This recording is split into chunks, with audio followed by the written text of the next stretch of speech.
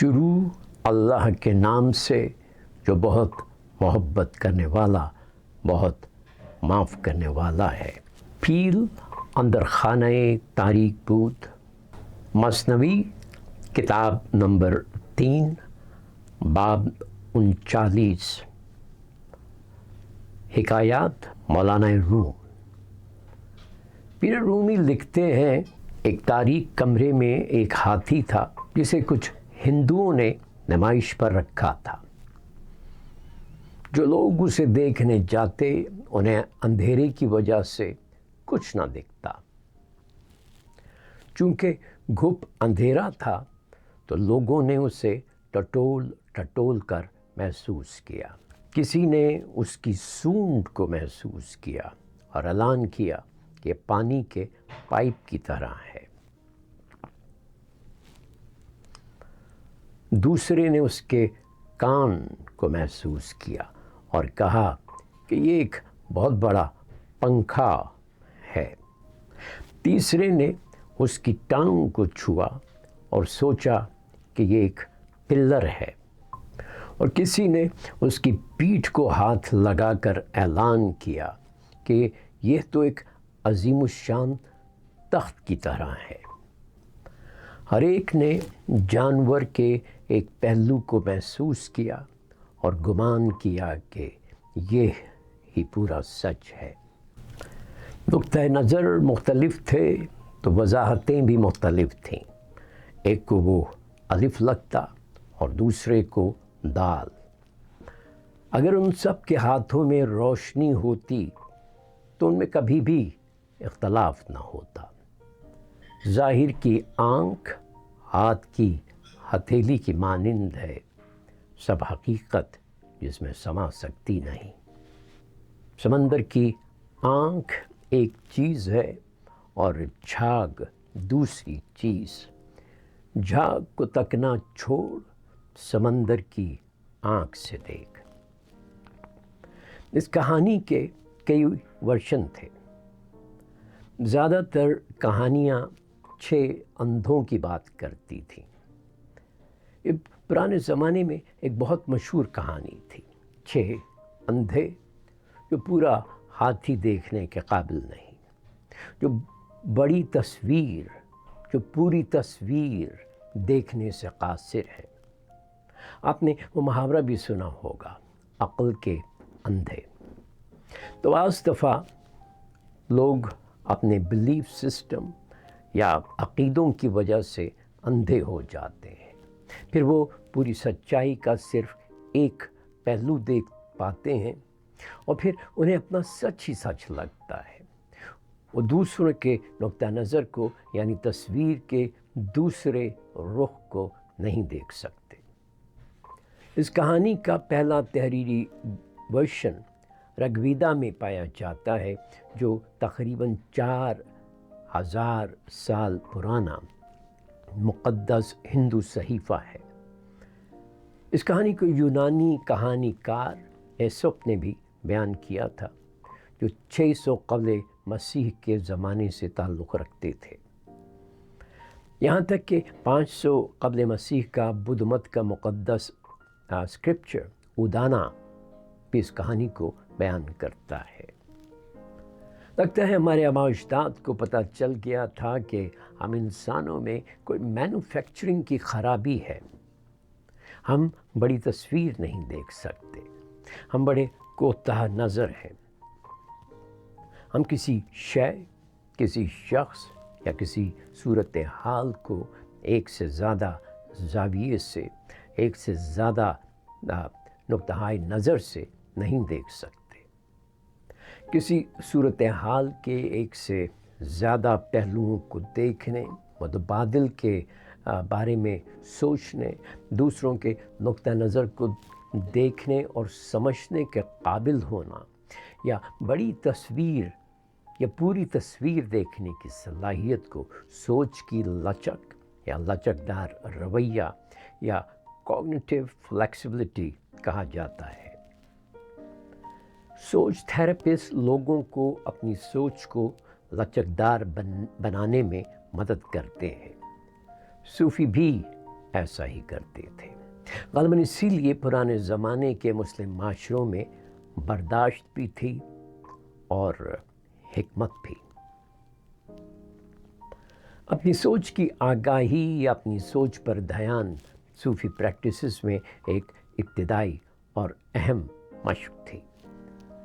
مثال کے طور پر اپنی سوچوں پر دھیان، اپنے خیالات کا جائزہ، سلسلہ قادریہ کے 10 اہم احکام یہ کمانڈمنٹ میں سے ایک ہے۔ سوچ اور برتاؤ تھراپی یا CBT کوگنیٹو بیہیویئر تھراپی آج دنیا میں سب سے زیادہ مقبول اور سائنسی طور پر تصدیق شدہ تھراپی ہے۔ یہ تھراپی 1960 کی دہائی کے دوران ایک امریکی ماہر امراض نفسیات نے تیار کی۔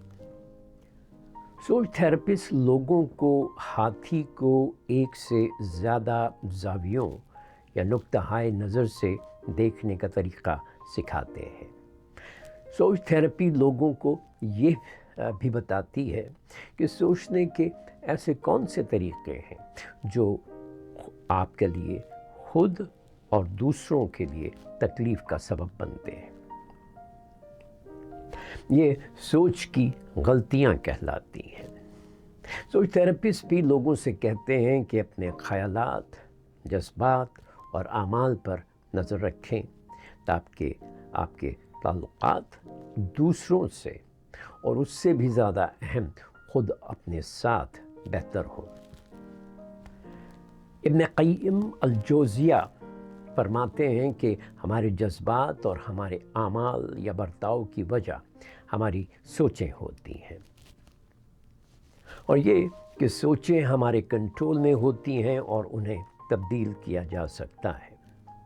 دونوں روایات یعنی ماڈرن سوچ تھراپی اور تصوف سانس لینے کی مشقیں، مراقبہ، اسٹریس مینجمنٹ اور کوپنگ سکلز سکھاتے ہیں۔ جدید سوچ تھراپی بیہیویئر تھراپی یا برتاؤ تھراپی کی ٹیکنیکس بھی استعمال کرتی ہے۔ اب صوفیہ بھی برتاؤ تھراپی کی مثالیں استعمال کرتے تھے۔ مثال کے طور پر ایک ماڈرن ٹیکنیک ہے ایکسپوئر یعنی مشکل کا سامنا، یعنی اگر کسی چیز سے خوف ہے تو اس کا مقابلہ کرنے سے ہی وہ خوف ختم ہوگا۔ امام غزالی احیاء العلوم الدین میں کہتے ہیں کہ خوف ختم کرنے کا ایک ہی طریقہ ہے کہ اس کا سامنا کیا جائے۔ صوفیہ اپنے وقت کے عظیم سائیکالوجسٹ تھے۔ ایک گمشدہ شیر کی کہانی ہے جو صوفیہ میں وائرل تھی۔ تو کہتے ہیں کہ ایک شیر کا بچہ تھا جو جنگل میں اپنے خاندان سے بچھڑ گیا، پھر اسے بھیڑوں کے قبیلے نے پالا۔ کبھی کبھی وہ سوچتا تھا کہ کیا وہ بھیڑ ہے یا بکری یا کچھ اور۔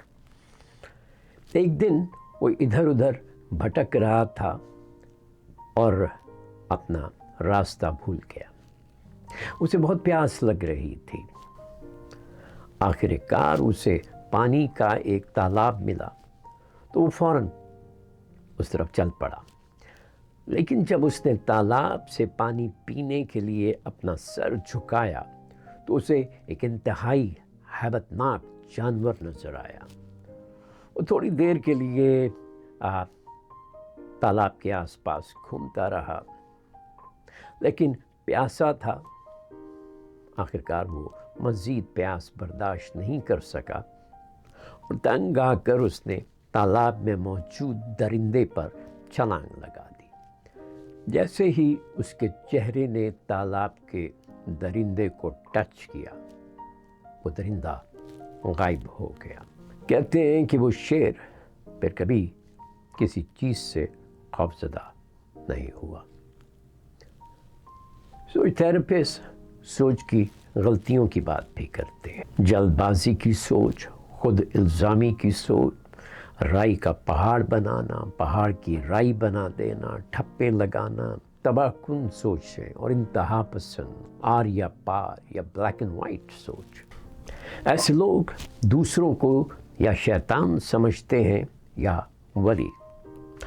सूफ़ी इंतहा पसंदी को गुनाह कबीरा समझते थे, वो इब्लीस को इंतहा पसंद कहते थे। तो इसमें कोई ताज्जुब की बात नहीं कि इंतहा पसंदों ने पिछली चंद दहाइयों के दौरान मौका मिलने पर उनके मज़ारों को मस्मार कर दिया। सूफियों ने कहा कि हर चीज़ के दर्जे होते हैं, गुनाह और सवाब के भी। अबू तालिब अल-मक्की ने कुतुबुल कुलूब में लिखा है कि सूफ़ी वो होता है जो बड़ी बुराई और छोटी बुराई का फ़र्क पहचान सकता है। सूफिया कहते थे दरमियानी रास्ता ही सिरात मुस्तकीम है। तो ये जो दानिशमंद थे उन्हें हज़ारों साल पहले मालूम हो गया था कि हम अंधेरे में टामकटोइयाँ मार रहे हैं और हम अपने अंदरूनी तासुबात की वजह से हकीकत को नहीं देख सकते। यही वो चीज़ है जिसे सूफ़ी हिजाब या पर्दा कहते थे। और ये तमाम लोग यही कहते थे कि अगर देखना है तो पहले अपने अंदर देखो, अपने अंदर झांको। कदीम यूनान में डेल्फी के मंदिर पर लिखा था ग्नोति सेतोन, अपने आप को पहचानो। अद्वैता वेदांता के मुताबिक अपने आप को जानना हिंदू मत में मोक्षा या दुखों से निजात का वाहिद तरीक़ा है। 6वीं सदी क़ब्ल मसीह के चीनी फ़लसफ़ी सुनजू कहते हैं कि दूसरों को जानो और अपने आप को भी। मशहूर यूनानी फ़िलासफ़र ज़ीनो ऑफ कीथियोन ने कहा जो इंसान खुद को फ़तह कर लेता है वो दुनिया को फ़तह कर लेता है।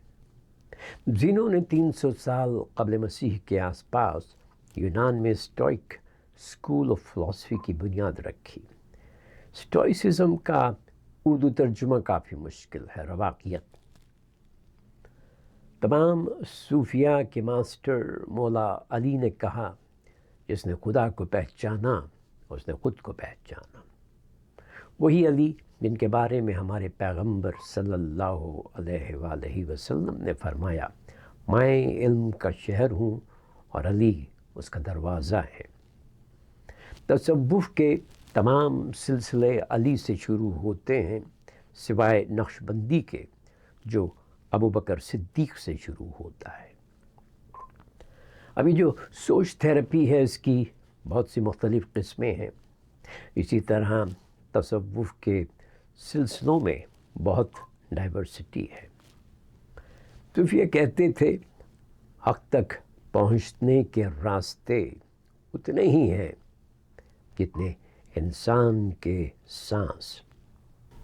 तो सच्चाई तक पहुँचने के रास्ते बहुत हैं, लेकिन हर रास्ते का दरवाज़ा आपके दिल में खुलता है